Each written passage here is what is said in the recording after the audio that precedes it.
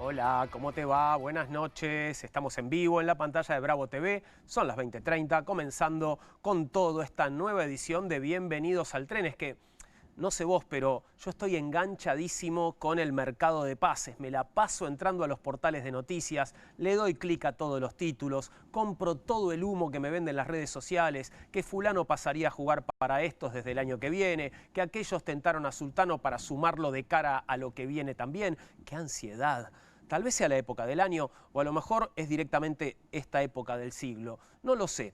Por las razones que fueren, el mercado de pases está que arde y yo no puedo parar de scrollear noticias. Soy presa del clickbait. Hoy, por ejemplo, estuve todo el día pendiente de estos pases. Mirá. 3 diputados de Catamarca confirmaron que dejan el bloque de Unión por la Patria y la Libertad Avanza busca la primera minoría. ¿No es fascinante?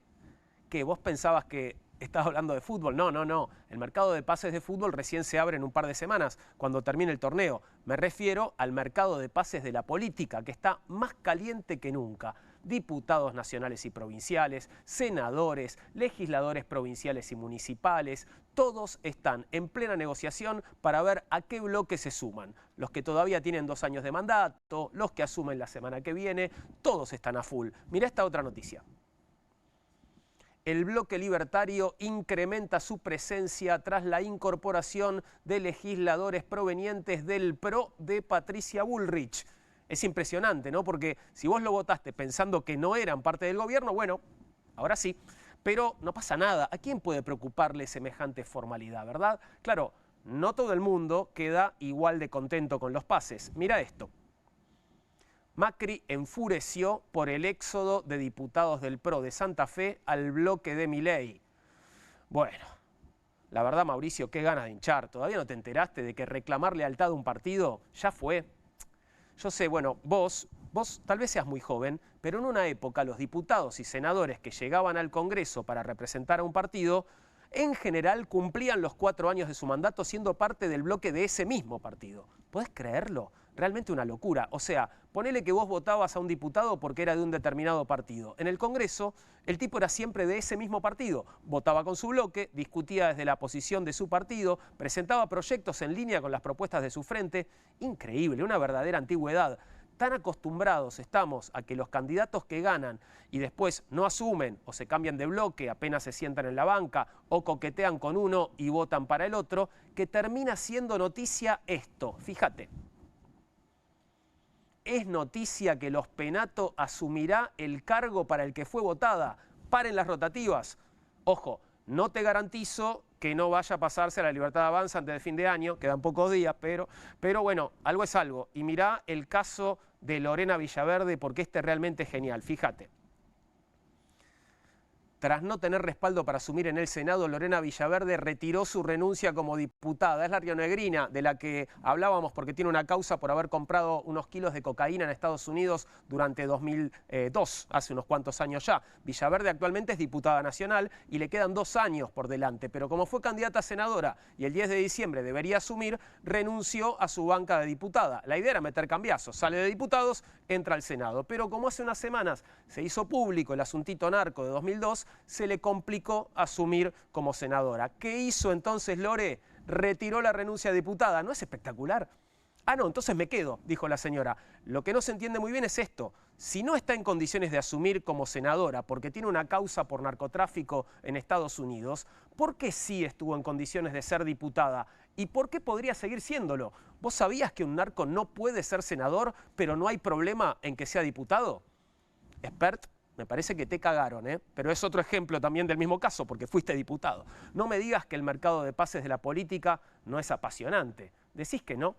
Mira, hagamos una cosa, subí conmigo a nuestro furgón de noticias para repasar los temas del día y si no te apasionás como yo, al menos vas a informarte. Y ya sabés, pueden venir cuantos quieran, que serán tratados bien y yo les quiero preguntar cosas además. A Fabi Solano, ¿cómo estás, Fabi? ¿Todo bien? ¿Cómo está, Juan? Bien, buenas noches. También. Muy bien. ¿Sí? Muy, sí, pegada a estos pases que van y vienen y nos tienen a todos realmente impresionante, cautivos, ¿no? pero yo quiero ir al reglamento. ¿Cómo estás, Caro? Caro Atencio, ¿todo bien? Muy bien, ¿y ustedes? Muy bien. Igual que ustedes, fanatizada. Colgué la serie, estoy pero en esta. te pusiste a chequear, fuiste a la letra chica del Estoy. reglamento. ¿Uno puede presentar una renuncia como diputado y después decir, no, ¿sabés qué? Retiro la renuncia. ¿No hay un plazo, no hay un momento en el que queda firme la renuncia? Bueno, sí, efectivamente, porque la renuncia te la tiene que aceptar el recinto.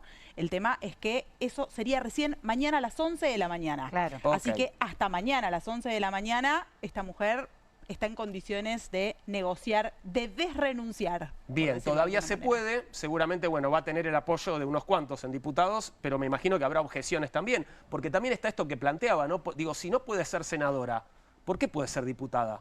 No, en realidad, en términos éticos, morales, te diría, ante el funcionamiento de las cámaras, es lo mismo. claro. Es exactamente lo mismo también. Yo pensaba que por ahí, en estas horas, es un momento de negociación, porque, bueno, en principio ya pensaba que le iban a dar los números para que le acepten el pliego en Senado. Finalmente eso cayó y su vuelta a diputados puede generar algún tipo de movimiento que le garantice, bueno, por lo menos presencia en alguna de las cámaras.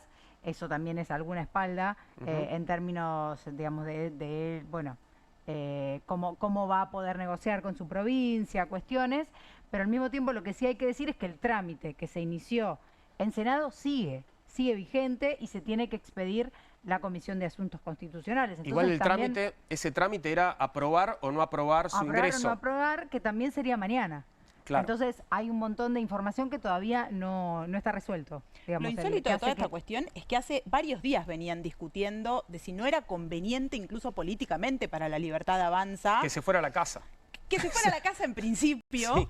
De Sí. no ser eso posible, quedarse en diputados un poco silbando bajito hasta que alguien Claro. dijera, che, esto es incompatible acá también. Sin embargo, desoyeron por todos lados esto, fue adelante y hoy la situación ya es prácticamente insostenible, digamos. Sí, Porque hay un además- problemita extra, perdón, porque si se Sí. quedaban diputados, en su lugar en el Senado tenía que asumir la persona de la que estábamos hablando, Fulone, Enzo Fulone. que es quien estaba abajo de ella, era el suplente, digamos. Sí, que parece que tiene algún tipo de relación también con Fred Machado, por lo tanto, dudosa procedencia también Es un problema quien vaya todo. a reemplazarlo. Bueno, cosas que se van a definir en los próximos días. De cualquier manera, parece que la presencia de esta mujer en lo que es los movimientos políticos está, y algún carpetazo de tener dando vueltas para que siga, ¿no? De esta manera. Claro. Debe tener información con la cual presionar a los distintos sectores, porque si no sería, me parece, sería un reclamo, por ejemplo, unificado, por Sí, lo claro, menos claro. de la Libertad Avanza para Y que sí. nos presente, ¿no? Y sí.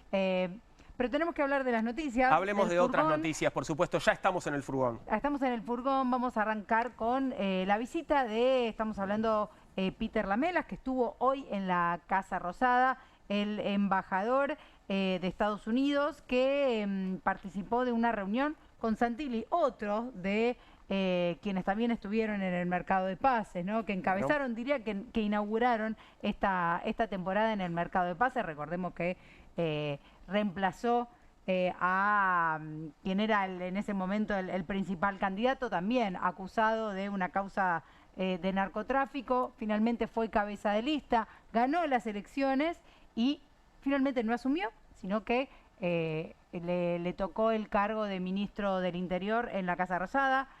Por eso es que hoy se juntó con Peter Lamelas, el embajador de Estados Unidos. Lo convocó para seguir entablando un poco este diálogo en términos comerciales, para iniciar un proceso de lo que hablan ellos, cooperación mutua entre Argentina y Estados Unidos. Lo comunicaron a través de las redes sociales, lo que estamos viendo ahí es la foto entre Santilli y Lamelas, con un breve comunicado del Ministerio del Interior. Recibimos entonces en el Salón de los Escudos de Casa Rosada al embajador de Estados Unidos en la Argentina.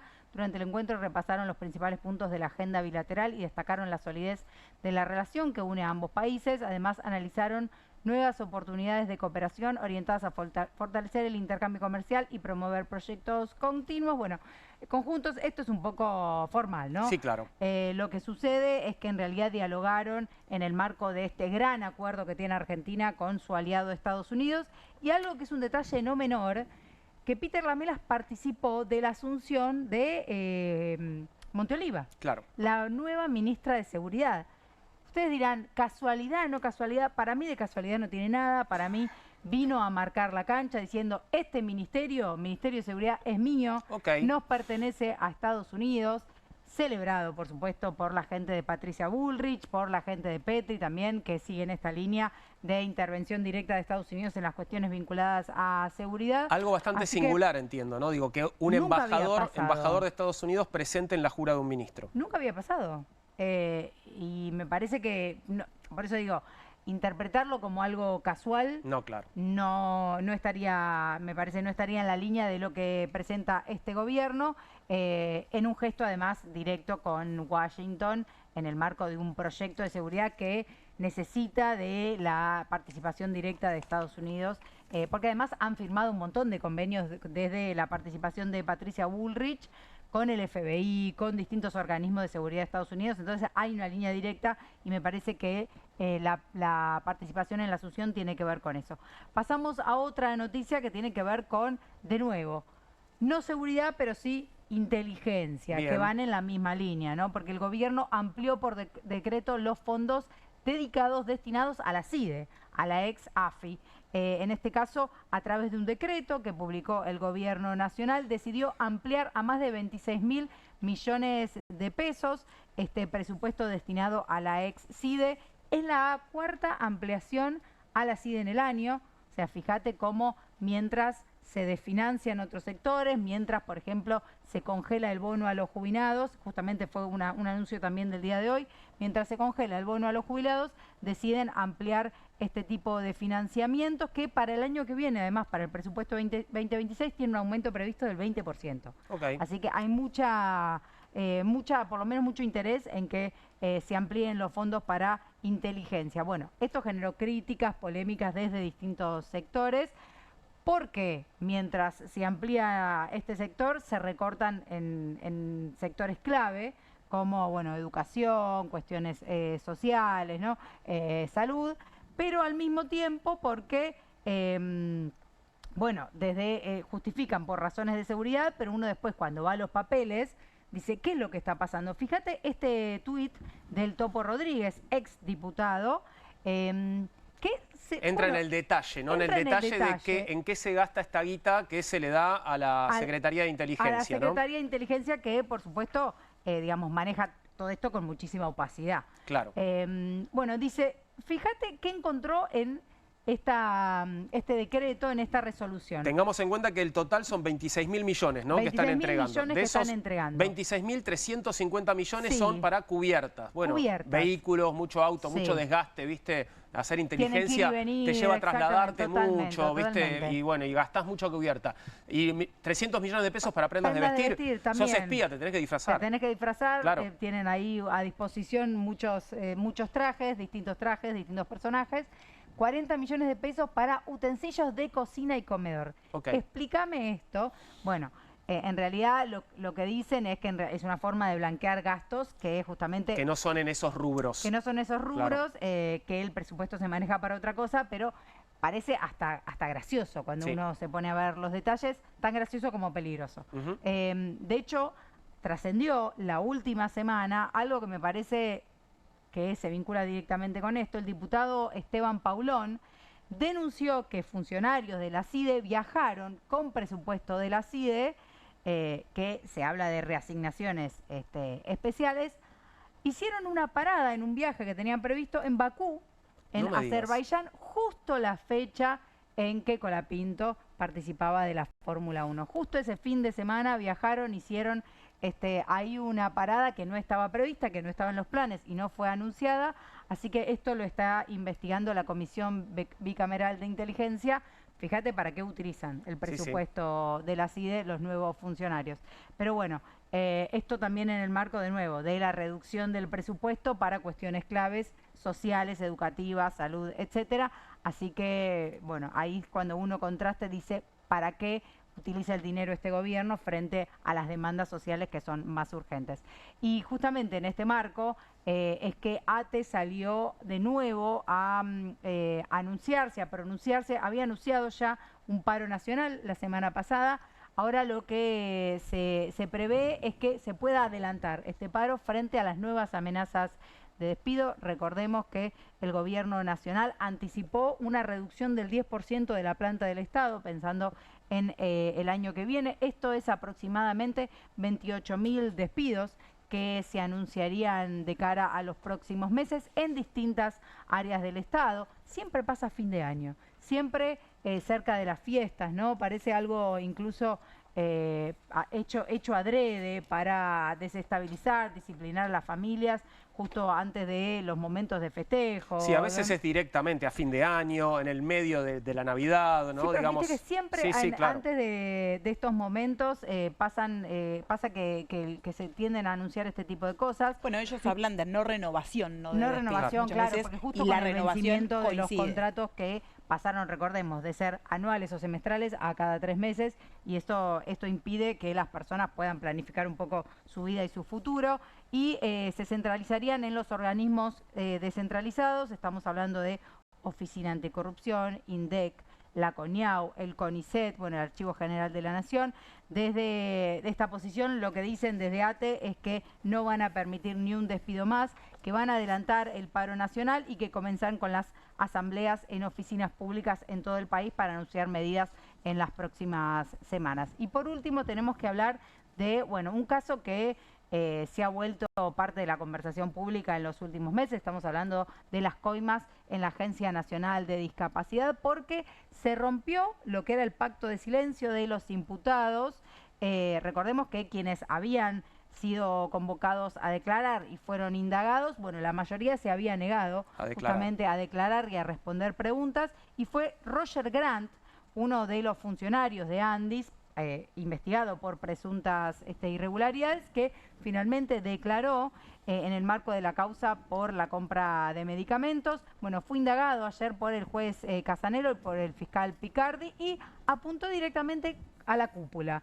En este caso apuntó contra quien era su jefe. Estamos hablando de Daniel Garbellini, que estaba a cargo de la Dirección Nacional de Acceso a los Servicios Públicos, y dijo que él era el que le bajaba las órdenes, que le indicaba a quién tenía que asignarle las partidas, a quién tenía que garantizarle las compras. Así que finalmente uno se animó a hablar. Y dice algo parecido a lo que decía Spagnolo sobre Garbellini en los audios, bueno, esos audios supuestamente falsos, sí, pero bueno, lo que decía en los Spagnolo... audios de Spagnolo aparece. Claro, y aparece descripto de la misma forma que lo está describiendo este hombre, ¿no? Sí. Por eso es que a partir de estas nuevas declaraciones, bueno, se podrían abrir nuevas indagatorias y eventuales detenciones, y los abogados, recordemos que esta misma semana Spagnolo negó los audios, sí, claro, y justamente presentó un escrito donde en teoría una pericia dice que están manipulados, ¿no? Pero bueno, la causa avanza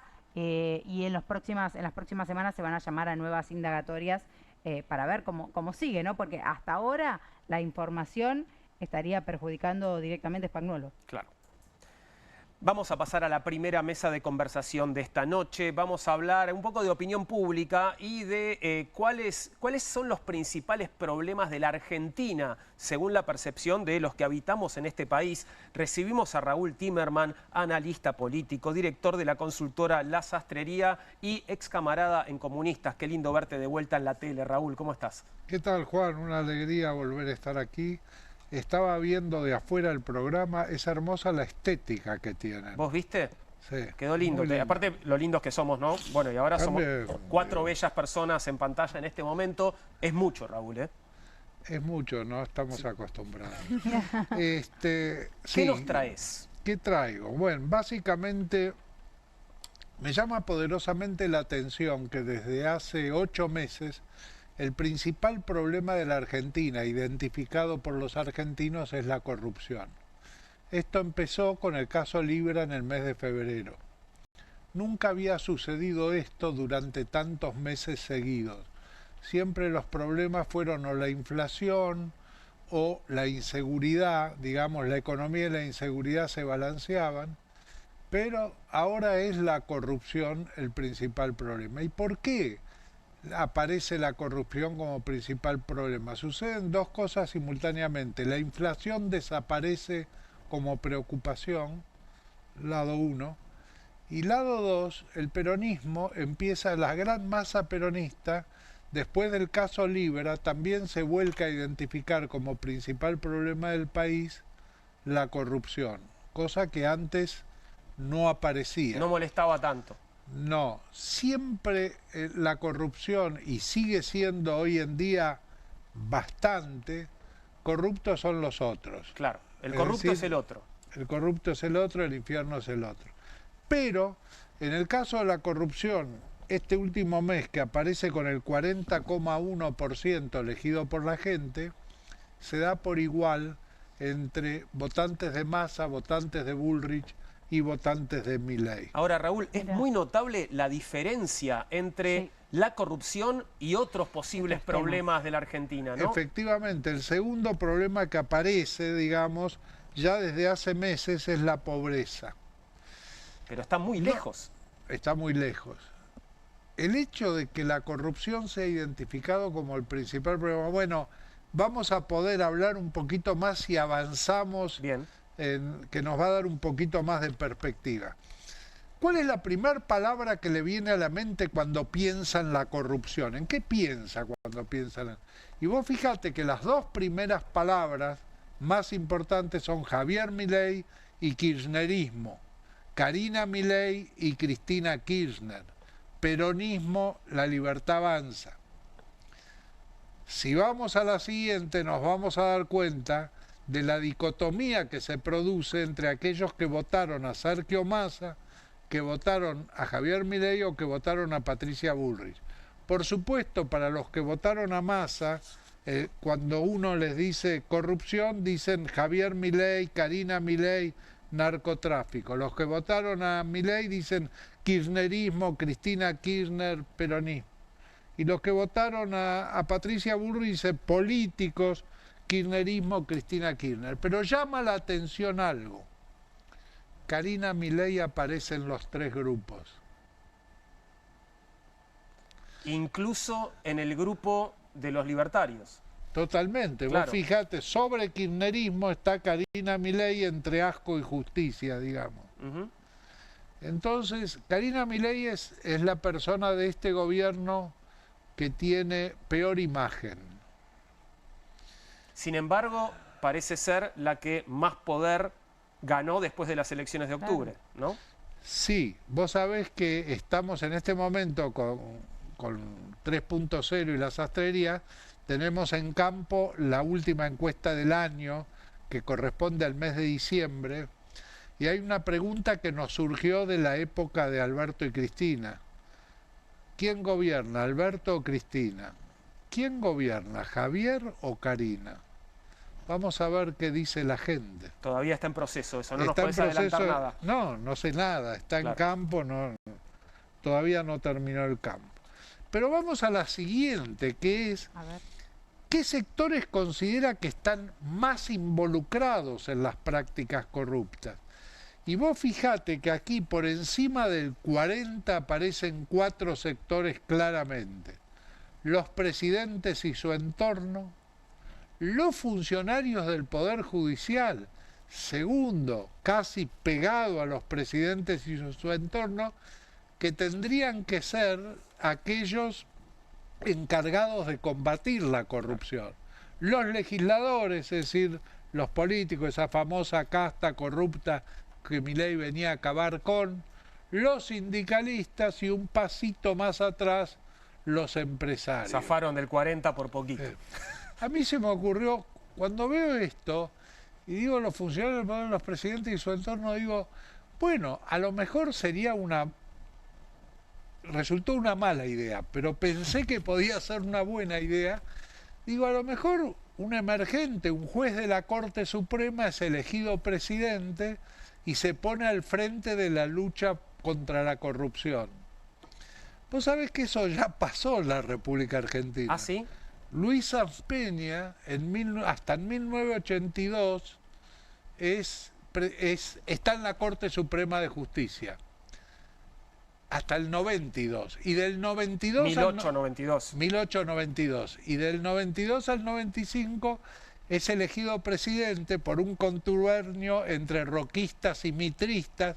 Finalmente tiene que dimitir porque tiene una falta de legitimidad absoluta. Es decir, no era un buen ejemplo de cómo llegó a ser. Pero entonces pensé, a lo mejor hubo alguien que no estuvo en la corte, pero fue juez, por ejemplo, y fue presidente de la Argentina. Sí, hubo uno, Ramón S. Castillo.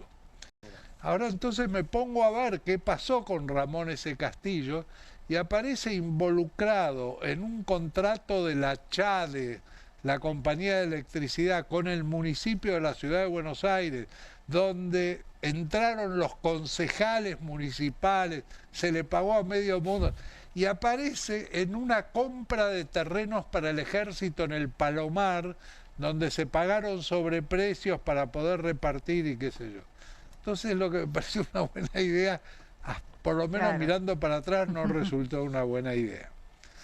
Pero es interesante saber qué grupos dicen los presidentes y su entorno, qué grupos dicen los funcionarios del Poder Judicial, qué grupos dicen los legisladores. Vos fíjate, los presidentes y su entorno, fundamentalmente los que votaron a Massa. ¿Y qué están haciendo? Mirando a Milei, a Karina Milei, están mirando lo que pasa ahora. Los funcionarios del Poder Judicial, todos por igual. Los que votaron a quien haya votado. La justicia cuestionada por todos. Por todos. Los legisladores, los votantes de Milei y Bullrich. Los legisladores forman parte de la casta corrupta. Son el nido de ratas. El claro. nido de ratas en el Congreso, etcétera, etcétera. Bueno, estas son las diferencias fundamentales. Vamos a la siguiente y ya terminamos, quedan dos. Una, ¿qué tan probable piensa que un funcionario corrupto sea castigado en la Argentina? 23,4, muy probable o bastante probable. 73,8, poco probable, nada probable. O sea, no hay confianza en la opinión pública en que se combata la corrupción, más bien piensan que es impune la corrupción. Y lo que permite la permanencia en el tiempo de la corrupción es impunidad. Habría que hacer una pregunta que es la siguiente. Si usted fuera funcionario público y tuviera la oportunidad de cometer un acto de corrupción que nunca sería descubierto, pero le cambiaría a usted la vida, ¿lo haría o no lo haría? Qué pregunta difícil, Raúl. No es difícil, es fácil de hacer, yo la acabo de hacer. Lo difícil es contestarla. Incómoda pregunta. Claro. Incómoda pregunta. Vamos a la última, que es pensando en este gobierno. Pensando en el gobierno de Javier Milei, ¿usted diría que es un gobierno muy corrupto, bastante corrupto, un poco corrupto, no es corrupto? Vos fíjate que no es corrupto, la cosa terminante es el 30,8. Ese núcleo duro, ¿no? Del que Ese es siempre el hablamos. núcleo duro de Milei. Siempre la corrupción son los otros. Claro. Nunca somos nosotros. Hay una frase de Jean-Paul Sartre, el infierno son los otros. Nosotros no somos el infierno, son los otros. Pero el 56,7 piensa que es muy corrupto y bastante corrupto. Que es más o menos 36,4, el gobierno sacó 40,5 en las elecciones. Primer punto, no hay castigo a la corrupción. A esto iba, porque vos venís a contarnos que hace 8 meses, decías, 8 meses que la corrupción es percibida como el principal problema de la Argentina, pero esto no tuvo impacto en el resultado electoral. No, por el Para contrario, nada. Claro. sostuvo a quien era la principal, digamos, quien tenía el cartel de alguna manera de corrupta, que era Karina, y ahora Así es la es, persona se empoderada. cantaba en los estadios, se cantaba en los recitales, esa canción sobre Karina, etcétera. Pero indudablemente es un fenómeno que creo que el problema por el cual no tiene castigo y por el cual la impunidad es reconocida pero aceptada, es porque es un fenómeno que atraviesa a toda la sociedad argentina. A nosotros La también. corrupción. La corrupción. Sí, un poco te escuchaba recién y da la sensación de que estamos hablando de una categoría que deja de ser una categoría analítica para convertirse en una categoría un poco emocional, ¿no? Claro. Pareciera como que estamos hablando directamente, no tanto de corrupción, sino de legitimidad democrática directamente, ¿no? Si todo es corrupción, si todo está corrupto, nada lo está, digamos. Y eso Sí. podría también pensarse que no se transfiere necesariamente al voto. Juan, vos recién decías Karina Milei está más fuerte que nunca y sin embargo aparece en todos los grupos. ¿Cómo se explica esto? Y bueno, en definitiva, tal vez se explica porque pensar que un gobierno es corrupto o que una persona es corrupta no define directamente el voto. No, indudablemente no lo define, pero aparte, yo tuve una discusión hace 10 días con motivo del proceso de los cuadernos, una discusión con alguien muy peronista, digamos, muy defensor del kirchnerismo, de Cristina, etcétera, etcétera, respecto al proceso. Y entonces él me discutía que, como en el proceso anterior por el que fue condenada Cristina, digamos, los hechos no quedaron demostrados. Y en un determinado momento yo le pregunto, escúchame, independientemente de la parte jurídica, dejemos de lado lo jurídico, ¿los hechos existieron o no existieron? Me dice, sí, por supuesto, existieron. Entonces, el hecho es que la defensa es una defensa política hasta de la existencia de los hechos. Hay una justificación. Aquel que comete un acto de corrupción tiene una justificación de ese acto. Desde el punto de vista de la defensa justificación jurídica, política. Claro, niega el acto, pero desde el punto de vista conceptual, personal, te dicen, no, pero esto era para la política, claro, esto era para las campañas. Digamos, hay una aceptación de que moralmente no es condenable. Bueno, esto que estás diciendo es muy interesante porque en su momento yo me acuerdo una nota que escribió Brienza cuando el kirchnerismo perdió, creo que fue con Macri, que lo destruyeron, pobre, y él justamente lo que hacía era incorporar a la discusión pública algo que quienes militamos o quienes estamos, digamos, quienes formamos parte del mundo de la política, desde el periodismo, sabemos que existe, que es que la corrupción a veces en los espacios funciona para financiar, ¿no? Para financiar la misma política. Y él lo visibilizó en esta nota y salieron a matarlo y desde ese momento es como que está un poco también corrido. Y me parece muy interesante esto que decís, porque en algún momento esta discusión va a tener que formar parte de la mesa, que es la corrupción desde algunos sectores como parte del juego, ¿no? Y que si queremos que esto realmente cambie, bueno, también hay que pensarlo desde ese lugar, ¿no? Porque ahora, pensando en el gobierno de Milei, bueno, quienes por ahí te dicen es, bueno, pero esta se la llevan los funcionarios, es corrupción que termina siempre engrosando a los mismos sectores, al establishment, cuando para el otro lado era corrupción para financiar otras cosas. La pregunta es, bueno, ¿en algún momento va a haber que blanquearlo y pensar la política de cero? Pero está permanentemente a la vista. Está a la vista permanente. Vos fíjate las dificultades que tiene Axel Kicillof para que le aprueben el endeudamiento. Sí. ¿Y qué es lo que le dicen? Le piden recursos y le piden puestos. Claro. Le piden puestos en la Cámara de Diputados, le piden puestos en el Banco Provincia, le piden puestos en Provincia Seguro. Es decir, están negociando una necesidad que tiene el Estado provincial de financiamiento. Está a la vista permanentemente. Lo increíble es que no se exponga. Lo increíble es la aceptación de que así es la política. ¿Y se va a poder cambiar en algún momento? ¿Crees que es seguramente posible? Que se va a poder cambiar, seguramente que se va a poder cambiar. Ahora, la gente se va a hartar en un determinado momento. Como se hartó, y por eso Milei es presidente, se hartó de una manera de hacer política y aparece Milei presidente. Y hoy en día Milei, después de todo lo que pasó, gana las elecciones de medio término. Y sigue sucediendo. Hoy yo hice una catarata de tuit con todos los cierres, despidos y suspensiones que hay en la industria argentina en todo el país. Y no hay ninguna reacción. ¿Dónde está la protesta social? ¿Qué se discute en la agenda pública? Llama la atención. Hay una cierta anomia social, bueno, y creo que tiene que ver con la ausencia de liderazgos. Claro. Ahora, Raúl, vos te remitías a la historia, ¿no? Diste dos casos, uno del siglo XIX, otro de mediados del siglo XX. Sí. ¿No será que la corrupción es algo así como fundacional, de alguna manera inherente a la idiosincrasia del funcionamiento político de la Argentina?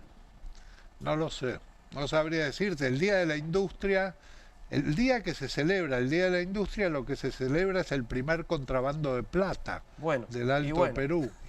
Y eso es el Día de la Industria. Y entonces...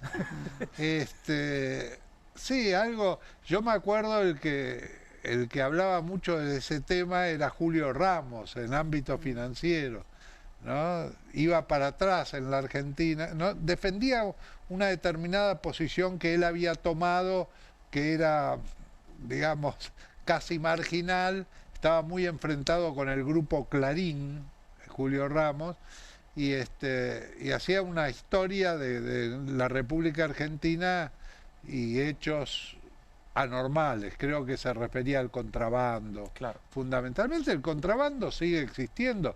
Digamos, cambian las autoridades de la aduana, pero todos los que han pasado por la aduana saben que el equipo de trabajo es permanente respecto a los containers que entran de contrabando. Pero todo se sabe. Escuchame, yo tuve el caso de una chica que trabaja con nosotros que le robaron el celular y tenía un sistema de seguimiento del celular. Claro. Y sabía dónde estaba. Estaba en un negocio en la Galería Corrientes, que era galería conocida donde iban los... Fue a hacer la denuncia a un fiscal de delitos informáticos, claro. No sé qué. Sí. No pasó absolutamente nada. Estuvo como 15 días en ese lugar. Y no es decir, se sabe dónde van los celulares, como se sabe dónde iban los pasacassettes, como se sabe dónde van los Rolex que roban en la calle. Pero hay un sistema que está estructurado de esta manera. El otro día me decían, respecto a un caso judicial, me decían, bueno, pero ese es el juez que todos los que cometen delitos de blanqueo de dinero quieren que les toque. Claro. Bien. Claro, como que la misma justicia es parte. Ahora bien, ¿vos ves que alguien esté combatiendo eso activa, militantemente? ¿Vamos a terminar con la corrupción? ¿En serio? No, no ocurre. Y la pregunta es, ¿por qué no ocurre? No lo sé. Perdón, pero esto a la vez no pasa en todas partes del mundo. Digo, tenemos ejemplos, no sé, de política impoluta en algún país. Sí, hay ejemplos de política corrupta. Fíjate el famoso caso, ¿cómo se llama este que estaba acusado de pedófilo, de tratamiento, ¿En dónde? Dame más pistas, a ver. En Estados Unidos, que se suicidó en la cárcel. Sí, claro. Sí, bueno, que sí. era amigo de un famoso caso, que ahora Donald Trump dice... Epstein, claro. Epstein. Fue juzgado en el condado de Miami, mirá, está el documental, con todas las pruebas y los elementos, pero lo absolvieron, digamos, y en el documental que está en Netflix se puede ver que la absolución debe haber sido un caso de corrupción, no se explica absolutamente. Bueno, igual terminó en cana y suicidado, suicidado en prisión, pero hubo ¿no? casos famosos, el rey de Bélgica con los Boeing, hubo casos por todas partes. Yo me pregunto también qué pasa con otras variables, ¿no? Porque está clarísimo, los datos son más que elocuentes, la corrupción aparece como el problema. Pero más allá de eso, cuando otras variables, y me refiero básicamente a la económica, están un poco más ordenadas, este problema no tenderá a bajar, porque digo, si es un problema que casi, como dice Juan, está dentro de la historia de la Argentina, y sin embargo la solución nunca aparece, no se dan discusiones serias sobre transparencia. Sí, hay un trabajo muy interesante de transparencia internacional, hecho hace 4 o 5 años en todos los países de América Latina, y casi todos los países identifican por encima del 90% como un problema importante el de la corrupción de gobierno, excepto 2, que están en alrededor del 50-55%, que son Granada y Barbados. Bueno. Bueno. Muy chiquitos. Muy ¿no? chiquitos. Efectivamente. Bueno, no es un tema que esté en la agenda.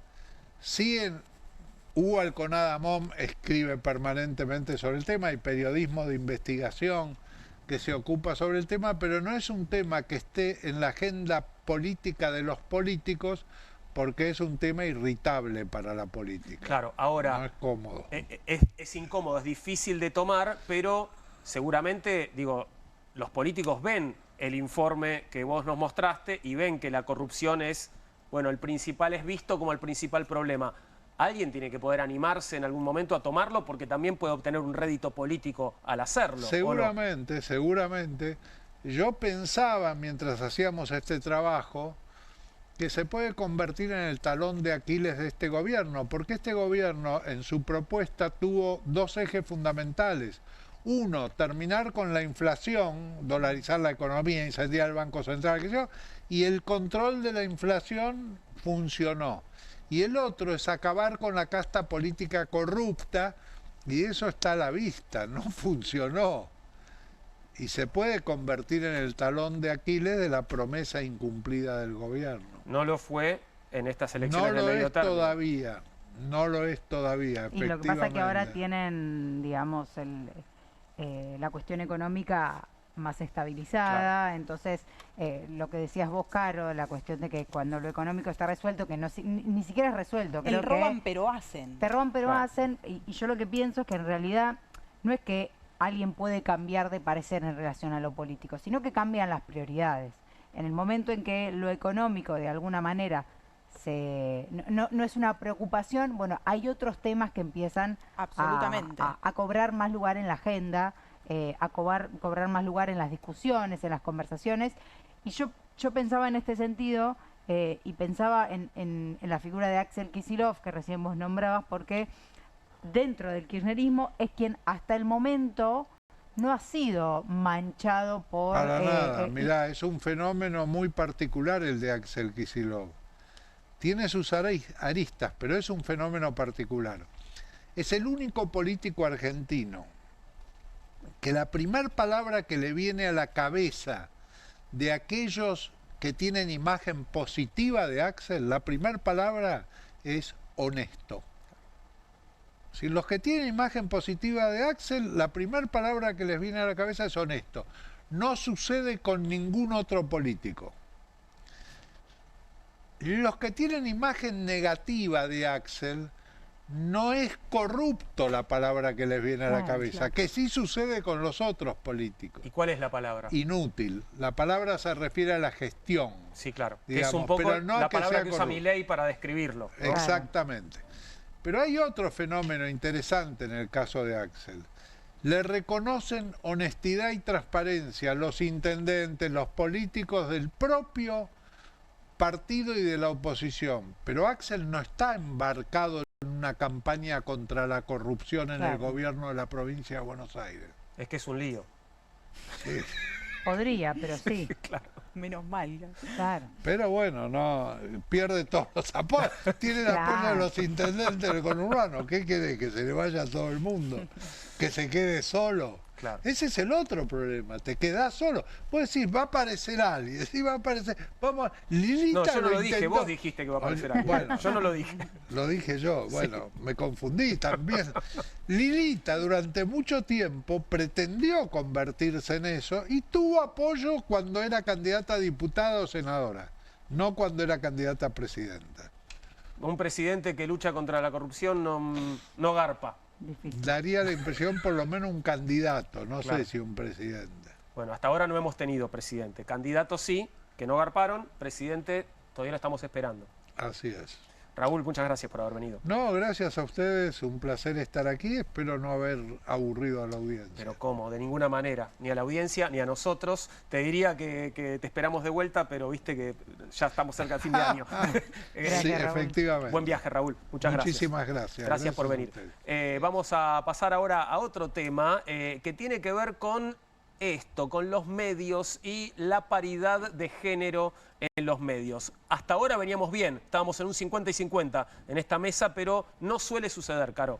Absolutamente. De hecho, Si se volviera a hacer lo que estoy por contar ahora, estaríamos muy bien en este programa. Bien, a ver. ¿Qué pasó hoy? Hace apenas unos minutitos se dieron a conocer los datos del proyecto de monitoreo global de medios.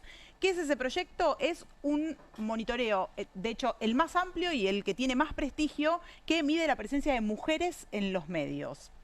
Esta edición 2025 es la 7ª edición, se registró el 6 de mayo, recién hoy se conocen los resultados para la República Argentina. ¿Y en qué consiste? Es que en un solo día se miran muchas voluntarias, muchos voluntarios de más de 160 países en el mundo, miran quién dice, qué se dice en los medios de comunicación solo por un día.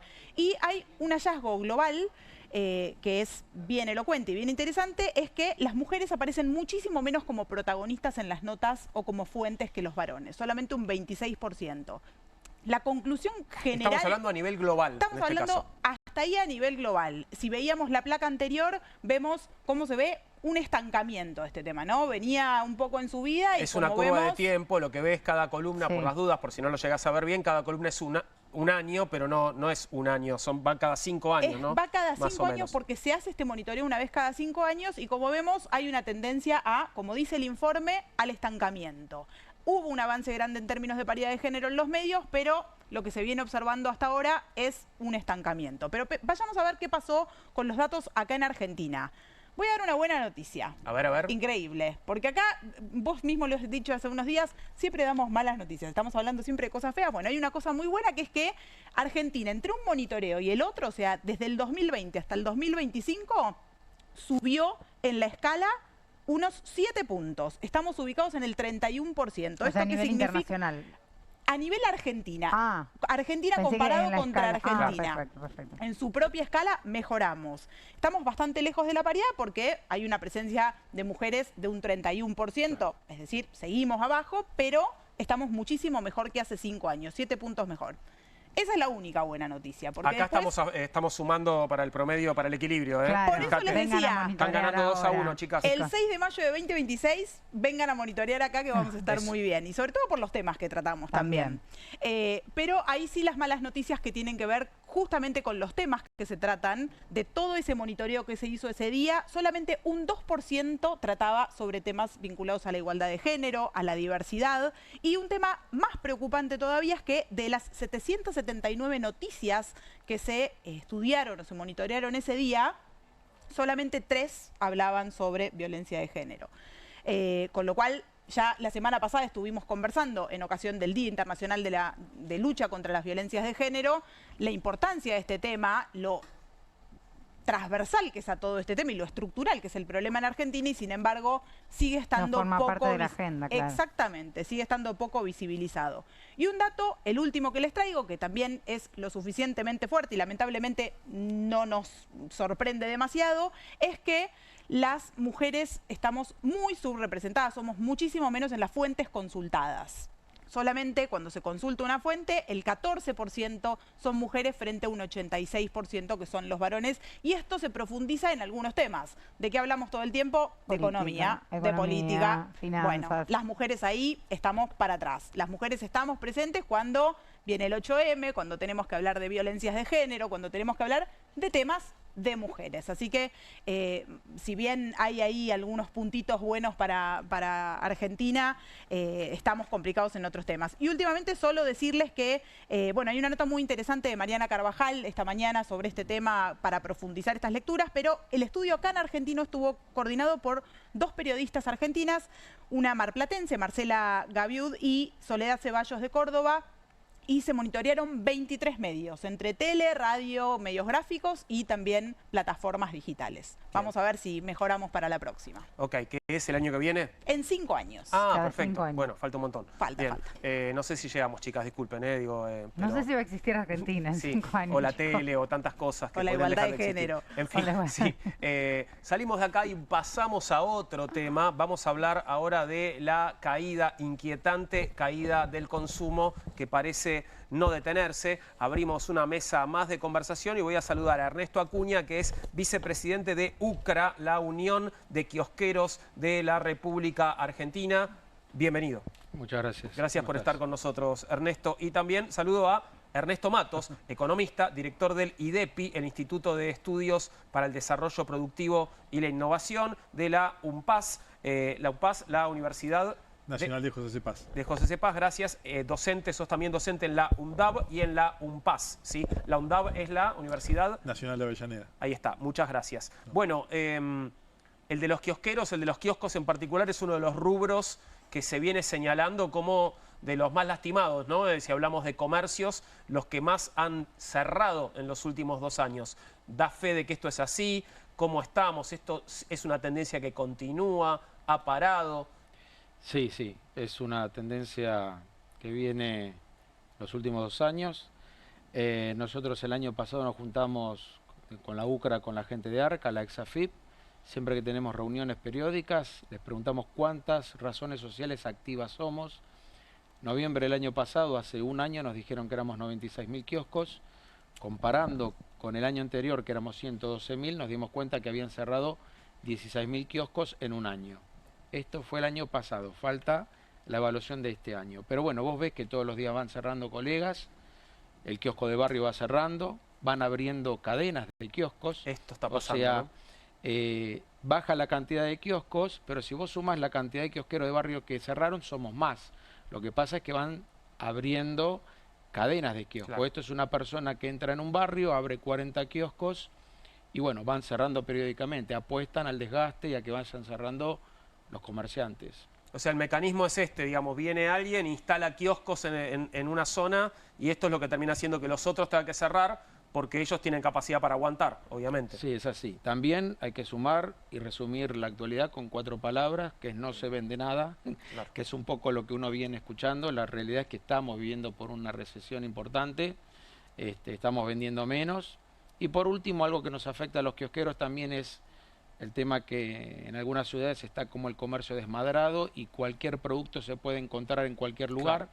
Entonces en la ciudad de Buenos Aires vos podés encontrar en una farmacia golosinas, podés encontrar en el Sálvese quien puede una verdulería que pone una heladera y se pone a vender bebidas, podés encontrar el supermercado chino que te vende cigarrillo que lo tiene prohibido. Ahora podés encontrar, si te vas a comprar materiales para la construcción, una moladora o un par de bolsas de cemento, en la caja también tienen kioscos. Ah, impresionante. Entonces es como que la mercadería que antes era exclusiva nuestra se va vendiendo por otros lados y bueno, cada vez va perdiendo el que es más chico. ¿Qué estás observando, Ernesto? No, justamente lo mismo. Creo que en este momento económico, primero que no quedó claro para qué sirvió el ajuste. O sea, tuvimos una inflación del 300%, imagínense que el Rodrigazo fue de 335. El salario no aumentó en 300%, salvo por ahí, uno puede decir, paritaria de aceitero, bancarios que llegan a tener salarios mucho más altos que el resto. El conjunto de la economía tiene un salario ajustado, público, privado, y eso se refleja en lo que uno puede comprar. Eso está claro que después, ¿qué es lo que hace la gente en la modo de supervivencia? Agarra el garage, pone ropa o pone a venderse cosas que consigue. Bueno, ese es el formato que estamos viendo. O si no, se pone una parrillita y empieza a vender choripán, vacío pan.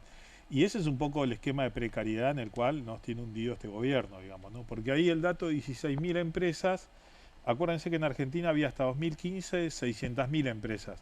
Con Macri se redujeron 29.000, en pandemia cerraron 20.000 y el último dato de OED eran 11.000 cerradas el año pasado. Así que este año, si volvemos a superar 10.000, que no nos sorprenda, digamos, ¿no? Claro, y vendría superando la administración Milei la marca de las gestiones anteriores, con lo que venís diciendo, ¿no? O sea, equipara casi pandemia. Claro. O sea, sin una pandemia, la política económica logró cerrar, digamos, la misma cantidad de empresas, o va a lograr eso. Y eso obviamente lo que genera es mayor desempleo. Imagínate que también lo que te pasa, y me imagino que pasa también en los kioscos, en las empresas, es que al que contratas que está trabajando, lo tenías en relación de dependencia y lo pasas a monotributo. Claro. Y eso es más precariedad, pero ¿qué otra te queda en esta alternativa? O cobrar un salario o no cobrar. Que eso también, digo, o sea, no se ve reflejado en los datos de desempleo, que parece que crece a poco, pero crece más la precariedad, fenómeno que venimos viendo desde la época de Macri. O sea, en adelante la precariedad siguió ganando terreno y eso obviamente lo que genera es que tenés bajos salarios, poca capacidad de compra, entonces nadie va en invierno, podríamos decir, a comprarse un chocolate, se va a ver una película a la casa, va al kiosco de la esquina, no lo hace. O sea, prefiere decir, bueno, compro el sachet de leche Claro. en vez de comprarme un chocolatín, Claro, un alfajor. estaba pensando exactamente en eso, en cómo uno ve este panorama y bueno, uno piensa en, bueno, cierra un kiosco, no lo ve como en términos macro, pero en términos micro implica un cambio en los comportamientos diarios de las personas. Yo pensaba, la planificación. Muchas personas, en vez de pasar y comprarse una gaseosa, como hacían siempre, por ejemplo, para ir al trabajo, ¿qué hacen? Van al supermercado mayorista o no y compran al por mayor, porque están pensando en cómo llegar a fin de mes y eso después termina condicionando lo que se llama el consumo espontáneo, que era el que más o menos sostenía los kioscos, ¿no? Voy por ahí, me compro algo enseguida, digamos, porque se me ocurre en el momento. Eso ya no existe más, implica un cambio en el patrón alimentario, en el patrón de comportamientos, pero también implica un proceso de planificación y organización familiar que antes no existía, es decir, además se carga con el estrés de también que cuando vas a un gran comercio tenés billeteras virtuales o tarjetas que te dan algún descuento o alguna promoción, que eso el kiosco en general no lo tiene. Entonces, lo que está marcando el cierre del kiosco, además, es un cambio muy fuerte en el comportamiento de compra y de consumo de los argentinos. Sí, sí. Lo que nosotros, digamos, sufrimos es la desigualdad que tenemos para poder competir. Claro. O sea, nos venden a nosotros los productos más caros en el kiosco que en el supermercado chino o que en un mall. Van los cambios sociales que vos hablás, la gente empieza a ir al mayorista a comprar mercadería, ya no al comercio de proximidad. Los mayoristas abrieron las puertas al consumidor final. Esto pasa siempre en las crisis. O sea, los mayoristas que solamente te vendían presentando vos la razón social de que tenés un comercio, eso hoy en Argentina no pasa. Hoy abrieron todos los mayoristas para que la gente compre lo que quiera. Lo puedes ver en 11, en las casas Claro. para mayoristas, lo puedes ver en los mayoristas de alimentos, que antes solamente permitían la venta a comerciantes porque no les servía el chiquitaje en la venta. Bueno, eso va haciendo que el cambio social de la gente va en desmedro del comercio típico, ¿no? O sea, hay una crisis general, no solo de los kioscos, sino de todos los comercios, en general, y hay un cambio también con el tema del crecimiento de las cadenas de kioscos. Como hablamos, el tema de las franquicias, hay algo que se está desarrollando que viene de años, que va avanzando las franquicias y va quedando cada vez en menos manos. Entonces, ser comerciante, yo tengo el kiosco hace 26 años, hace 10 años era una cosa, hace 20 años era otra, hace 30, 40 años era otra cosa. Un comerciante en Argentina, yo vivía en Villa Porredón y el almacenero de la esquina se había comprado el local, vivía arriba, recuerdo que tenía auto en ese momento y yo me iba a veranear a Uruguay y me lo encontraba ahí porque le permitía comprarse una casa de veraneo. Un comerciante que hoy nos está escuchando y que es veterano, te lo va a decir. Yo de comerciante tenía un nivel de vida Claro. que se fue perdiendo con las décadas. Hoy ser comerciante en la Argentina es pelearla, pedir un crédito. El nivel de vida que hoy tiene un comerciante en Argentina es muy distinto que hace 40, 30, 20 años atrás. ¿Se calcula cuántos puestos de trabajo se perdieron por el cierre de estos kioscos? Mira, los kioscos que sobrevivimos somos los que tenemos, por lo general, yo estoy con mi padre, de lunes a domingo. Claro. Ahora, todos los kiosqueros que tienen un empleado, si pueden estar esperando que se vaya, porque la baja de la venta tiene que ajustar por algún lado. Entonces está esperando que el empleado se le vaya para decir, bueno, abro 2 horas menos, pero no tengo ese empleado. Lo mismo pasa con las pymes, lo mismo pasa con todos los emprendimientos. La verdad que en el día a día hay que hacer un ajuste para sobrevivir. El objetivo hoy, yo con mi kiosco, es sobrevivir. Pasar estos 2 años, ver qué es lo que pasa. El tema es que tenemos que llegar al 2027 y muchos no llegamos. Claro. Vos decís llegar al 2027 porque pensás que en el 2017 puede cambiar algo. Yo pienso que puede cambiar algo. Yo creo que este modelo no es distinto al que pasé con Macri. La verdad que tengo 26 años de kiosquero, las he pasado todas. El nivel de recesión no lo vi con Macri. Me parece que hay un nivel de recesión más intenso que hace 4 años atrás. Y la realidad es que la gente no tiene plata. El kiosquero es un poquito psicólogo, ¿no? Claro. Uno con el kiosco conoce a la gente del barrio y vos vas viendo, la realidad es que todos te dicen que no tienen plata. Cuando vienen al kiosco mío se quedan charlando, los conozco a todos y te dicen, la verdad es que tengo menos plata que antes, ajusté por acá, ajusté por allá. Nosotros estamos vendiendo un 50% menos que hace 2 años en cantidad de unidades. Es un montón. Por ejemplo. Sí, aparte me parece que hay algo que él dice que es un fenómeno que se vino a instalar, que parece que no nos estábamos dando cuenta, pero más allá de Capital, cuando se empieza con las cadenas y cierra el comercio chico, eso pasó con los supermercados en los 90, digamos, ¿no? Que fue lo que impactó en los almaceneros. Después en el conurbano es como que está bien, puede entrar una cadena, pero no generalmente apuesta a todas las zonas y en cualquier lugar. Capital es un lugar particular, Claro. pero piénsense que si vos vas caminando, como decías, ¿no? Te encontrás que un sándwich de miga te sale 2.500. Estás ahí de comprarte un kilo de pan. Entonces, no es la misma dinámica ya. No es que el tipo pasa por el kiosco también tiene rebusque de, se hace un sándwich de milanesa, Claro. tampoco hay obra de construcción. Se concentra más en Capital. Entonces, el resto de lo que es Gran Buenos Aires tiene otra dinámica. Y ahí es donde más impacta, digamos, ¿no? Porque justamente lo que empezás a ver es que estas ventas ni siquiera las podés complementar con meter algo más. Algo que por ahí está bien, uno puede decir, está fuera de la ley, no lo podés hacer, pero ¿qué otra alternativa te queda? Crédito no tenés, la cadena vende mejor que vos y más barato, y encima hay otro detalle, el esquema de energía. Claro, Porque vos no claro. podés vender una gaseosa caliente Claro. en verano. Entonces tenés que enfriarla. Pero ¿cuánto te sale la heladera? ¿Cuánto tenés que trasladar el costo unitario? Y yo la gran pregunta que siempre me hago con los grandes comercios es, la bebida gaseosa que mezclamos con ese aperitivo amargo que usamos un fin de semana, ¿por qué aumenta de precio? Si es una bebida que se hace con agua, la esencia de limón la traemos del norte, el gas se aplica acá, la fórmula puede ser que es importado, pero no ha parado de crecer. Hay a veces gaseosas que valen 3.900 contra otra que valen 1.900 y no encuentro la diferencia, digamos. Entonces, ahí también las grandes empresas que comercializan los productos se aprovechan, digamos. Entonces, total, vos tenés que comercializarlo a un precio de los gastos de energía que tenés. Bueno, Ernesto representa a los kiosqueros, ¿no? Pero vos estás mirando el consumo masivo en diversos rubros. ¿Qué ves en el resto de los rubros de consumo masivo? ¿Es más o menos el mismo comportamiento en todos los casos? Mirá, lo que se ve es que va a un consumo, a una Argentina del 20% y el 80% del resto Claro. que consuma como quiera, si come rata o no come Como pueda. paloma. Un porcentaje de la Argentina que está concentrada, podríamos decir, Callao y Corriente, va a tener un consumo, lo tenés que pagar. Ahora, el que viene, que a veces uno hace el paseo, ¿no? Viene del conurbano, va a pasear la noche de la librería, la noche de los museos, bueno, va a ser un costo alto. Digo, el subte aumentó 1.200. Claro.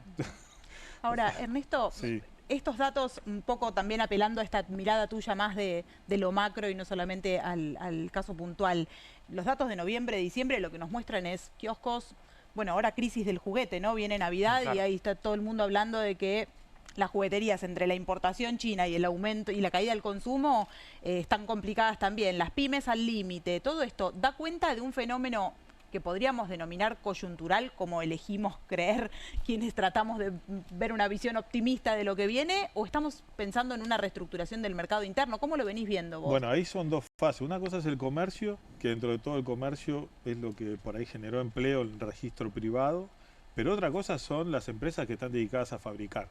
Fabricar quiere decir siderurgia, metalmecánica, vehículos. El tema ahí es la importación. Y ese es el otro problema, que empieza a entrar todo lo importado. En heladeras, creo que Roca lo dijo esta semana en una conferencia, empezaron a importar heladeras y lavarropas.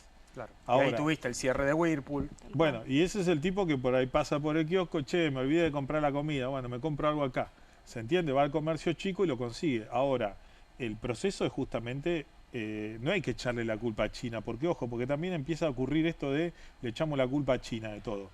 Creo que acá hay una definición de política económica de un gobierno que la está adoptando, que es no fabricamos, arréglense con lo que hay y de última lo traemos todo de afuera. Ahora, esa estabilización con toda esa importación en el consumo, hay que ver si te da capacidad de compra, porque tampoco están todas las tarjetas, disponibles, ¿no? Está el dato de morosidad que viene creciendo. Absolutamente. Entonces la gente que está haciendo, está consumiendo con la tarjeta, no sé si le va a sobrar para un regalo, y está el otro tema de la pirotecnia. Digo, en algunas zonas se usa, no, pero en general, digo, la pirotecnia también se va a vender ahora en este periodo y hay que ver las normas de seguridad. Acuérdense que el gobierno desreguló todo lo que pudo. Yo no sé, ya no nos encontramos con el tema, creo que era el fentanilo, era lo que pasó. Sí, claro. Bueno, en este rubro, digo, hay que esperar a ver qué va a pasar en la fiesta. Bueno, tiene que ver también con la desregulación, con todas las desregulaciones, esto de que puedas comprar cualquier cosa casi en cualquier lado, ¿no? Que afecta a los kiosqueros, pero también a otros rubros de comercio, ¿no? Sí, sí, vos ves que cualquiera, en este plan también de sobrevivir, ¿no? Cualquiera va, un verdulero que pone una heladera para poder vender bebidas, sin la habilitación de vender bebidas, es porque está tratando un poquito de salvarse. Sí, creo que las grandes cadenas de farmacia podrían no vender, las grandes malls podrían no vender. Vos hablaste de un 80-20, de un 20% de gente que es la que mueve un poquito la economía, que creo que eso es lo que nos está pasando. Si yo hablo con los kiosqueros, de acuerdo a donde tienen el kiosco, es su realidad. Y cada realidad es distinta. Yo le pregunto a un kiosquero, Recoleta, de Belgrano, cómo vienen con las ventas, y te dicen estoy abajo, un 10, un 15. Yo estoy en Villurquiza, Caballito, Flores, esos barrios de clase media estamos en un 50 abajo. Vos te vas de Rivadavia para el sur y te dicen no se vende nada. Vos te vas al conurbano, te dicen no se vende nada. Los kiosqueros de zona sur te dicen estoy dejando de alquilar. Los del conurbano te dicen dejo el local y pongo el kiosco que vos comentabas, kiosco ventana, no pago alquiler y sobrevivo así. Hay una realidad diferente para cada uno de los argentinos. Hay un sector que está moviendo la economía, que es el que vos ves que ponen las entradas para ICD, si yo soy rockero, y se agotan en 4 horas 3 estadios de River, y están los que no pueden pagar la entrada de 10 o 15 mil pesos de un artista nacional. En el kiosco pasa lo mismo, de acuerdo a donde vos tenés el kiosco, es donde vos trabajás. Y creo que lo mismo pasa en el comercio, de acuerdo a la zona. Ahora, hay una parte de que no sintió esto, y hasta se ve beneficiado si hoy le bajan un electrodoméstico que sale más barato que hace 2 años. Pero bueno, en esto lo que se muere es el país, ¿no? Porque las pymes no venden nada, en un momento esto explota. Recién decías lo de la pirotecnia y yo pensaba en esos productos que son infalibles. ¿Se acuerdan cuando pasó lo de los cigarrillos sueltos que aparecía? Claro. ¿Eso pasa? ¿Hay consumo de esos productos que son infalibles o eso también está todo cortado? Porque ahí es como que ya decimos, la gente ya no compra ni cigarrillos, ¿no? Mira, 2 cosas. La pirotecnia, que es la parte que nos toca a nosotros los kioscos, ya hace años que se dejó de vender. O sea, hay kioscos que no se venden, nosotros desde la Cámara fomentamos de que la gente no utilice y se fue reinventando. La gente viene a comprar espuma, serpentina y esas cosas que me parece muy importante dar el mensaje. El tema del cigarrillo suelto pasa un poquito más por el que quiere dejar de fumar. La verdad que es el que te dice, che, vendés suelto. O el pibe de secundaria. O el pibe de secundaria. Pero el pibe de secundaria tiene prohibido. Menor de 18 no puede comprar. No le podés vender. La verdad es el vecino que dice estoy tratando de dejar y uno los va conociendo con los años y ve que intenta, prueba, de 10 uno lo logra. Bien, Ernesto, gracias. Ambos Ernestos, gracias por venir. Era un placer haber compartido la noche con ustedes. Hacemos una pequeña pausa y enseguida tenemos un tema más para tocar. Tiene que ver...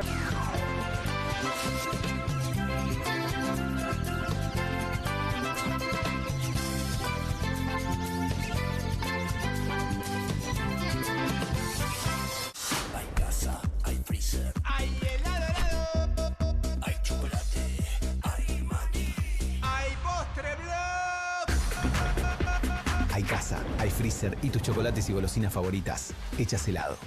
Con Telecentro, esta Navidad se aburre el que quiere.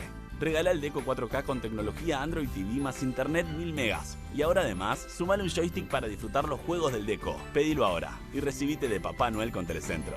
Telecentro, conectando con vos. Cueste lo que cueste. El primer streaming de Perfil.com, conducido por Román Iuch junto al Doc Juan Heruela, los periodistas Marcelo Mármol Moura y Lucas Buceta. Información deportiva, opinión y análisis. Cueste lo que cueste. De lunes a viernes, a las 10 horas, por Bravo TV. Emprendidos, con la conducción de Ornella Flench. Historias de emprendedores en primera persona. Consejos prácticos para alcanzar sus metas. Emprendidos, de lunes a viernes a las 12 horas por Bravo TV. QR, con la conducción de Paulo Caruso y gran equipo. La síntesis del día para un público que valora el periodismo crítico. QR, de lunes a viernes a las 22 por Bravo TV. Bienvenido a todo Latinoamérica. Caras TV llegó a DirecTV, el canal de las celebridades. Entretenimiento exclusivo las 24 horas del día. Más Caras, con la conducción de Héctor Maugeri. Red Carpet, Caras News, Caras Realeza, Caras Fashion. Caras TV llegó a DirecTV. Contenidos exclusivos para toda Latinoamérica. Feli, ¿vos ibas a traer los nuevos Bullmastic confitados? No, ni idea.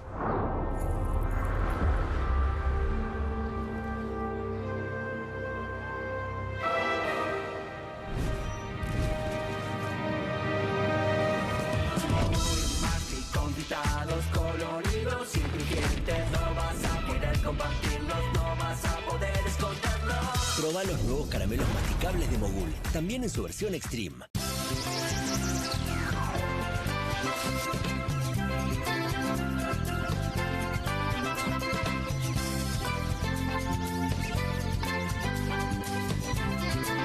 Estamos haciendo Bienvenidos al Tren aquí en Bravo TV y vamos a hablar sobre un estudio epidemiológico de salud mental que fue aprobado en la legislatura porteña y va a llevarse entonces a cabo próximamente. Vamos a conocer los detalles con Victoria Freire, que es socióloga y legisladora de la Ciudad de Buenos Aires por Fuerza Patria. Bienvenida, Victoria, ¿cómo estás? Muchas gracias por recibirme y por estar abordando este tema de salud mental que es tan importante. Por favor, contanos en qué consiste este estudio que va a desarrollarse, cuándo va a ser, en qué va a consistir. Bien, lo que aprobamos es un proyecto de ley, que ahora es ley, que obliga al Ministerio de Salud a realizar un estudio epidemiológico que tiene que planificarse en el año próximo. Esto acabamos de aprobarlo en la última sesión de la legislatura de este año, así que se va a trabajar para que pueda implementarse, diseñarse, porque la Ciudad de Buenos Aires no cuenta con datos referidos a salud mental. Cuando hablas de Ministerio de Salud, es el Ministerio de Salud de la ciudad. Exactamente, Bien. sí. El Ministerio de Salud de la ciudad. No existen datos en la Ciudad de Buenos Aires. A nivel nacional tampoco existen datos construidos desde nuestro propio país. Digamos, existen algunas encuestas de UNICEF o de la Organización Mundial de la Salud que nos dan algunas orientaciones de la dimensión que tiene la salud mental y los padecimientos de salud mental para nuestra población, pero en la ciudad particularmente no tenemos información, por lo tanto esta ley lo que hace es, bueno, empezar a generar datos que permitan a partir de eso diseñar estrategias y planificar, tanto a nivel sanitario como en otros órdenes de la vida que, bueno, refieran a cómo atraviesa, ¿no? y qué significa los padecimientos de salud mental en la población. ¿Cómo va a estar estructurado? Porque cuando hablamos de salud mental, sobre todo en esta época, digamos, es una dimensión que es muy difícil de pasar a estadísticas en términos de, si vos lo analizas por diagnóstico o patología es más simple, pero hoy salud mental estamos hablando de personas también en situación de calle, de cuestiones vinculadas a ansiedad, depresión, que en muchos casos no están diagnosticadas, pero sí son, digamos, sensaciones que empiezan a estudiarse, digamos. ¿Cómo se va a estructurar para que no sea solamente patologizante, sino más como, bueno, una foto de un malestar de una época? Bien, los objetivos de la ley lo que plantean es poder identificar cuáles son los padecimientos que atraviesan a la población y cuáles son los grupos de población que están principalmente afectados y cuáles son los condicionantes económicos, sociales y culturales. Bien. Es decir, es un abordaje que busca ser integral. Bien. El diseño de la encuesta y de la herramienta con la que se va a relevar, bueno, falta, hay que construirla, pero la orientación tiene que ver con esto, con identificar padecimientos que además en muchos casos los padecimientos aparecen, por ejemplo, cuando requerimos información al gobierno de la Ciudad de Buenos Aires, nos da una devolución sin datos concretos, pero donde identifican que en la población más joven, por ejemplo, existen trastornos vinculados a la ansiedad, a la depresión, a las ludopatías, es decir, aparecen una serie de problemáticas que son las que también podemos observar, ¿no? En cualquier tipo de ámbito. Vos mencionabas algunas. hay problemáticas asociadas al consumo. Bueno, poder identificarlas es poder diseñar a partir de eso políticas que se ocupen, que se hagan cargo, y también identificar cuáles son las barreras para el tratamiento, que eso es importante. No toda la población que identifica que tiene trastornos o padecimientos de salud mental accede a un tratamiento. De hecho, la encuesta que realiza a nivel mundial la OMS y que identifica algunos datos para la Argentina, dice que solamente el 30% de las personas con padecimientos severos accede a un tratamiento. Estas cuestiones son bastante importantes y mucho más ahora, después de la pandemia, donde bueno, la salud mental empieza a ser un tema recurrente y poco abordado y poco trabajado para lo que significa. Te escucho usar palabras que me resuenan mucho a la Ley Nacional de Salud Mental, ¿no? Vinculadas a barreras, a condicionantes. ¿Hay alguna manera de garantizar? Porque digo, ustedes aprobaron la ley, que es un paso inmenso, pero luego es el Ministerio de Salud de la Ciudad de Buenos Aires, con todo lo que ello implica, quien tiene que ejecutar esto. ¿Hay alguna manera de garantizar que esos lineamientos, es decir, no solamente ir a buscar traumas personales, cuestiones vinculadas al individuo, sino más mirar el contexto, como es el espíritu de la Ley Nacional de Salud Mental, se lleve a cabo de esa manera? ¿Va a haber algún tipo de control sobre eso? ¿Lo esperan? ¿No? Sí, bueno, lo esperamos. En verdad necesitamos los datos para poder discutir cuál es el presupuesto y a dónde se destina. Por ejemplo, en la Ciudad de Buenos Aires, el 75% del presupuesto dedicado a salud mental va a los hospitales monovalentes, que justamente son los que se indica por salud, por la Ley de Salud Nacional de Salud Mental, que no deben existir más, ¿no? Que hay que tender a otro tipo de tratamientos de carácter comunitario, de intervención comunitaria, de cercanía, otro tipo de dispositivos. Me interrumpo un segundo porque ya hemos hablado aquí de hospitales monovalentes y tal vez todo el mundo no sabe exactamente qué son, si podés explicarlos y qué son los que no son monovalentes. Sí, ¿no? Los hospitales monovalentes son los que se dedican a salud mental, pero con un abordaje que tiene que ver con las internaciones. En general son internaciones prolongadas, con una intervención fundamentalmente psiquiátrica. Bueno, son el Moyano, el Borda, que son quizás los más conocidos en nuestra ciudad. Y después existen otros hospitales que son los que conocemos, son 14 en la ciudad. Bueno, solo 6 tienen espacios para la internación en caso de salud mental. Y apenas hay 2 centros de salud especializados en salud mental. Es decir, necesitamos, me parece, que el presupuesto y que los recursos estén distribuidos transversalmente, que no estén concentrados solamente en estos grandes hospitales, estos 4 grandes hospitales, sino que puedan ser accesibles. Recursos que igual son insuficientes, ¿no? Digo, incluso para esos hospitales, porque también todo el tiempo están en una situación crítica, ¿no? Totalmente, sí, incluso para esos hospitales, pero el 75% del presupuesto está ahí. Claro. Es significativo porque queda una porción muy mínima para atender otras situaciones. Por ejemplo, lo que establece la Ley de Salud Mental, que es el trabajo en la externación, ¿no? El acompañamiento, la proyección de esa persona para insertarse en su ámbito de vida. Bueno, ese programa, esa línea de programa está recibiendo prácticamente un presupuesto nulo en la Ciudad de Buenos Aires y es una de las tareas indicadas por la Ley de Salud Mental. Entonces, bueno, contar con datos es poder discutir estas cuestiones e intentar que podamos hablar inclusive de salud mental. El proyecto original es de Ofelia Fernández y ella todo el tiempo propone esto, ¿no? Conversemos sobre estas cosas y conversemos transversalmente. Ni siquiera es una cuestión exclusivamente sanitaria, aunque poder acceder a un turno de un psicólogo, de un psicopedagogo o de un psiquiatra es un elemento clave que tiene que proveer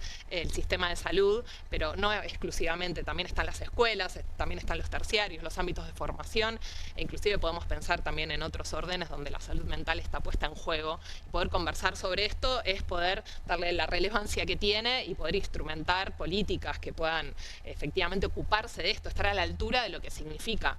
Otra de los datos que veíamos como antecedente para presentar y fundamentar esta ley es un dato de UNICEF que indica que el suicidio es la segunda causa de muerte en los jóvenes. Y también identificaba ese estudio de UNICEF, que es de 2019, que 1 de cada 5 chicos identifica que sufre ansiedad o depresión.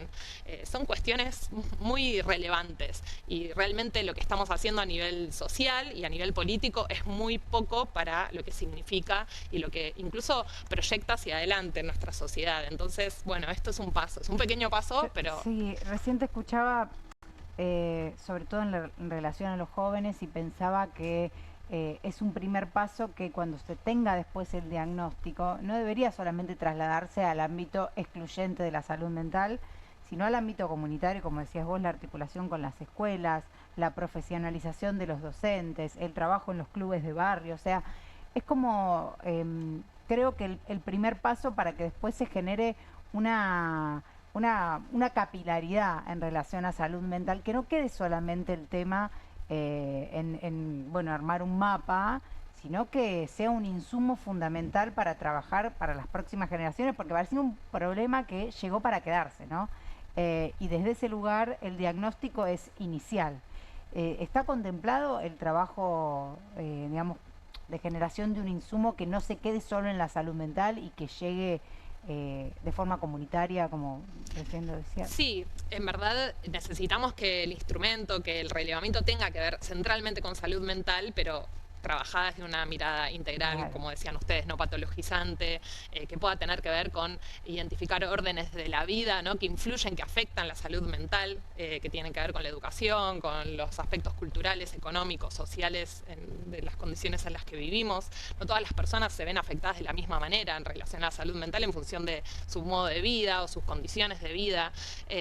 Bueno, y también creo yo que, más allá de que esto tiene que ver con la Ciudad de Buenos Aires particularmente, es necesario trabajar en esto a nivel nacional, Sí, y ahí tal cual. también hay un desfinanciamiento que es bastante preocupante y que es importante atender. Por ejemplo, Cedronar, que es el ámbito que se ocupa de atender a cuestiones vinculadas a los consumos problemáticos, bueno, hoy ve que sus casas convivenciales están siendo cerradas, ¿no? 30 centros comunitarios que tienen que ver con este abordaje más integral están siendo cerrados. Entonces, ojalá que incluso este estudio nos permita discutir a otros niveles, ¿no? La falta de recursos y la necesidad de acceder a la atención en todos porque los además, ámbitos. digamos, en un país tan extenso como Argentina, con geografías, con realidades tan distintas, no es lo mismo la foto de la Ciudad de Buenos Aires que la foto de, no sé, un lugar donde están las economías de enclave, un lugar con ciertas condiciones climáticas, o sea, todo afecta, no es solamente, no es extendible, digamos, lo que pasa en la ciudad a otros lugares.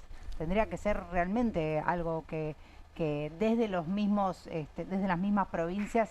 ¿Existe en alguna otra provincia o es la primera vez que se hace? Sí, hay alguna experiencia en Córdoba y en Mendoza. Ah, mira.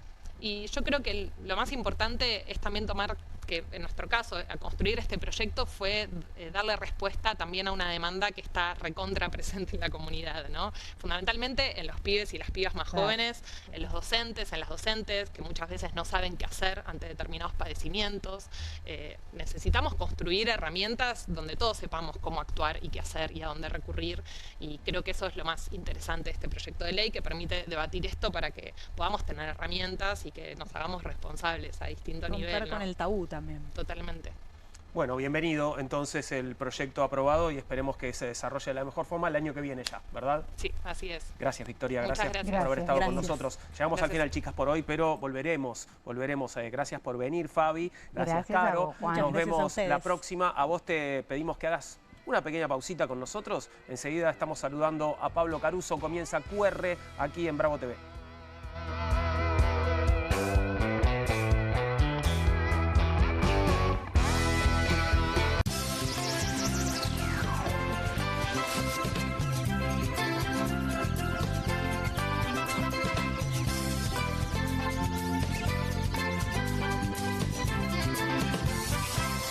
Hay casa, hay freezer, hay helado, hay chocolate, hay maní, hay postre blog. Hay casa, hay freezer y tus chocolates y golosinas favoritas hechas helado. Presentamos el School Master Pro, la afeitadora para hombres de cabezal doble. El School Master Pro tiene dos lados para darte dos tipos de afeitadora en una sola.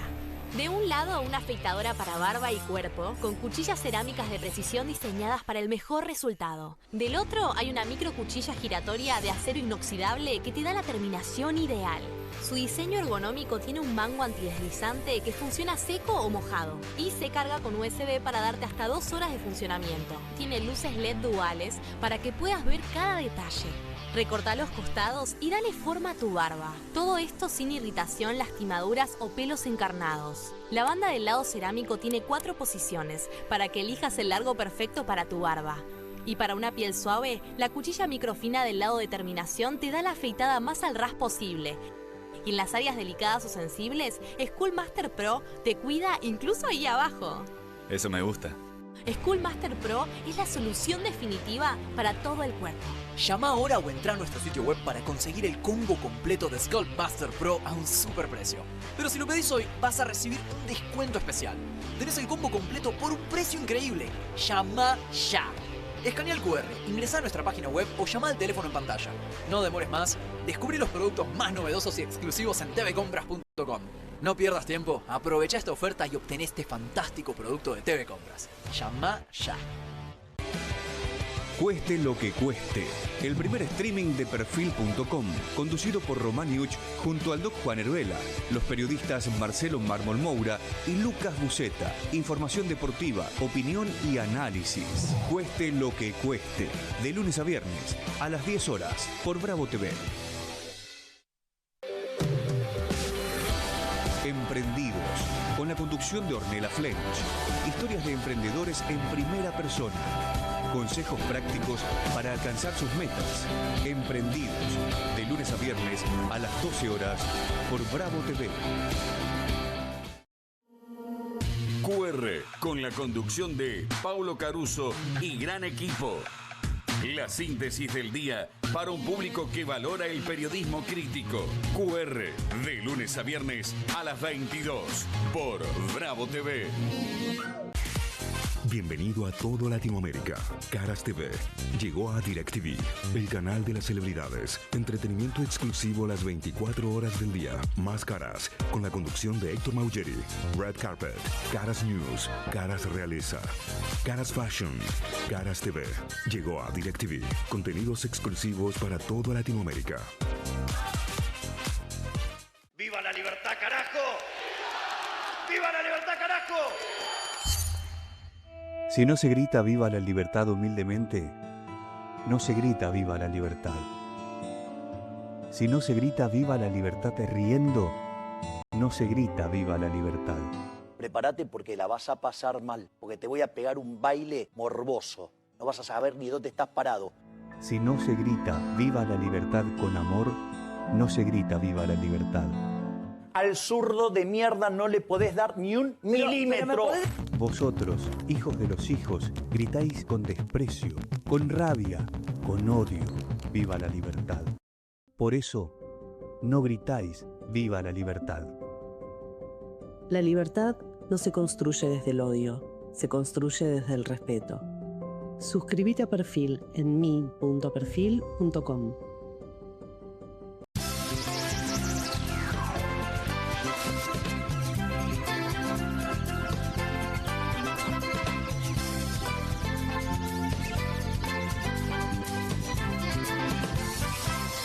Aquí finaliza el horario de protección al menor.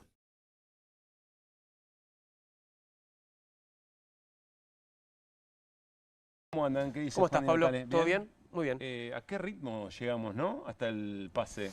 ¿Así va a ser hasta fin de año? A lo loco, un timing Vayamos increíble. parando un poquito. De a poco, relajando, bajando un cambio, pero bueno, tiene que empezar tu programa igual porque todavía estamos en Bienvenidos al Tren y tengo que ofrecerte las gafas del Switcher Master. Yo tengo que... Sí. No te las pongas todavía porque cuando te las pongas me la tengo que poner. va a empezar un programa del que no vas a poder salir hasta que termine. Entiendo. ¿Entendés? Solo se puede salir cuando Me uno se molesta pone las mucho gafas rojas. la risa burlona de Martín Granowski. Contamos 3. Ok. Nos los ponemos y entramos en QR. Bien. 1, 2, 3.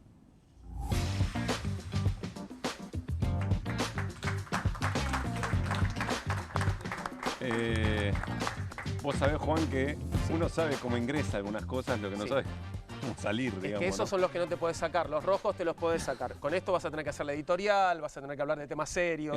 No va a pasar. Como Dámelo, una sí. toma universitaria, por ejemplo. Uno sabe cómo entrar, Claro. no sabe cómo salir. Sí. Pero Sos hay- crack. Sí, no, Sábelo. vos. Bueno.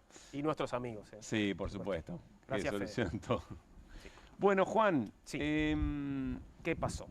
De todo pasó. Sí. Pero quiero proponerte un abordaje, un consumo irónico, pero que todo se vuelve y se pone bastante serio. Bien. En el mismo momento, que es un poco lo que nos está pasando desde hace bastante tiempo. Claro, que primero empieza como consumo irónico, después terminás sufriéndolo. Claro, Sí. exactamente. Por supuesto, tenemos plena conciencia del tamaño de artista que es Dillom. Bien. ¿No? Gran artista, claro que sí. Gran artista. Me cae muy bien, además como ser humano, te diría. ¿Ah, sí? Me cae bien. ¿Lo trataste? Muy poquito, pero ya con lo que lo traté me cae bien y ya con lo que hizo arriba de un avión me cae mucho mejor. Te iba a recordar ese episodio. Hermoso, con la Pistarini. Divino. La Pistarini, un troll. Un troll, sí. Troll. Y se lo cruzó. ¿Cómo había sido el episodio? Y la Pistarini está en el avión, o sea, cuando sube al avión lo ve a Dillom, entonces va a su asiento y tuitea algo así como, tengo que viajar con el boludo de Dillom. Entonces, ¿qué pasa? La gente que sigue a Dillom también tiene redes sociales. Y bueno, y le cuentan, che, fíjate porque hay un bobo en el avión que está diciendo esto. Bueno, era muy gracioso igual todos los consejos que le dan a la Pistarini. Te regalás solo, le decía, no hay que tuitear en lugares públicos, tenés que hacerlo en privado, porque si no te van a buscar. Claro. Y bueno, le pasó. Y le dijo, vos sos el tarado que me acaba de decir. Sí, claro. Portate bien es la frase que impuso Dillom en su momento. Bien. Tenemos ese recuerdo. Ah, bueno, mirá, ya, pa, bonus track, dale. ¿Vos sos Pistarini? Sí. ¿El que sube fotos mías a Twitter? Sí. ¿Y tenés algún problema? Ninguno, capo. Está tranquilo. Ah, ¿viste?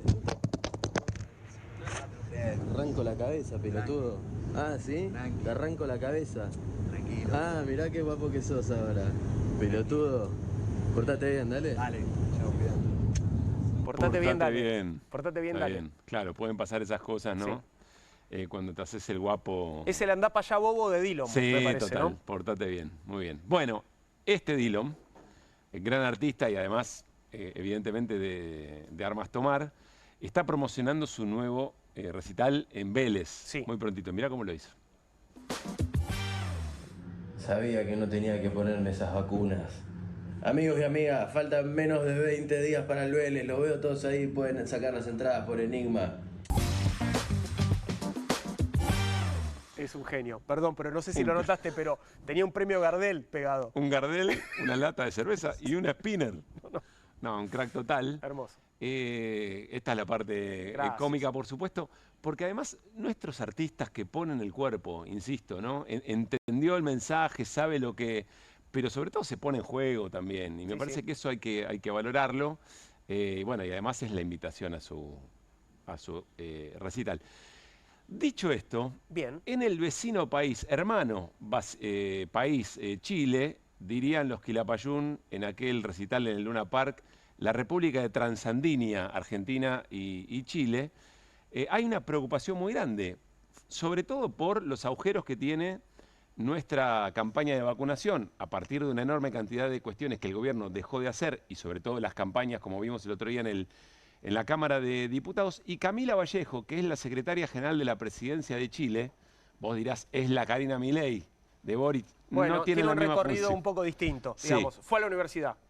Está bien, bueno, igual, ojo que subestimar a Karina a veces es un... No, yo no la estoy subestimando, estoy entiendo, estableciendo diferencias. Recorridos distintos. Sí, claro.